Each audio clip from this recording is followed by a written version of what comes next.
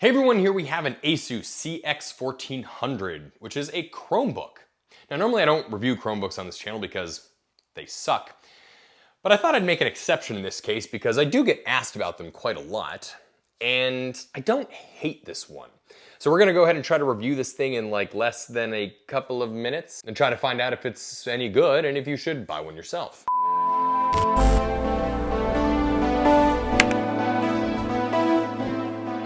Okay, so first up, Trackpad and Keyboard, both ripped out of your typical entry-level VivoBook computers, other than of course that they've got the home row Chrome stuff, but the mechanics and all that other stuff are about the same. All is to say that they are pretty good. There's no backlight or anything like that, but it's tactile and responsive and it's pretty accurate to type on. And even though the trackpad is small, it doesn't ghost too bad.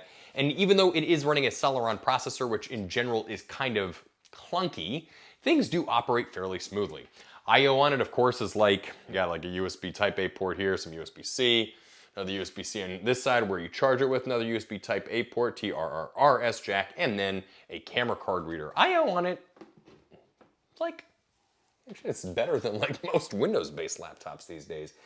But of course, you're not going to want to do any kind of like major editing or like workstation audio podcasting or anything like that on it because it is a Chromebook running Chrome OS. So they kind of gave you a lot of I/O for no reason, really. But nevertheless, I appreciate it. I'm not gonna crap all over that. Screen on it is better than you get out of the VivoBook series in their cheaper units.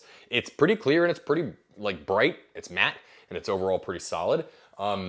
You can watch YouTube videos and stuff like that on here, and in terms of using it for like documents and Google Docs and files and all those, you will not have a lot of like fatigue in your eyes. It's kind of sharp, it's clear.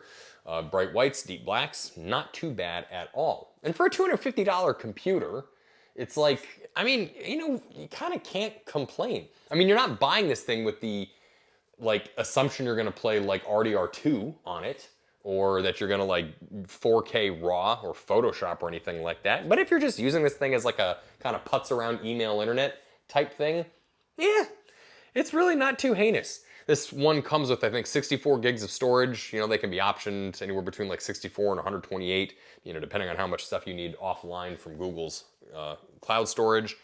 But overall, it's, you know, not too heavy. It's a pretty decent size. Seems to be like built of like some pretty respectable plastics. And if it breaks in a year and a half, either because it explodes, the hinges fall apart, or it just stops turning on, which is what most Chromebooks do, then so what? You throw it away, you buy a new one for another 250 bucks. You sign in with your Google account, and you're no worse for wear.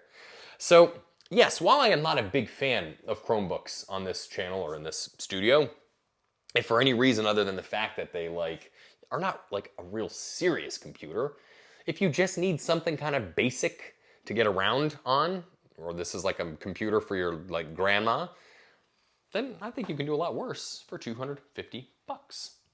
By the way, the speakers on this thing are surprisingly good. Better than any of the entry-level Lenovo's, Dells, or even ASUS VivoBooks that I've reviewed here lately. So.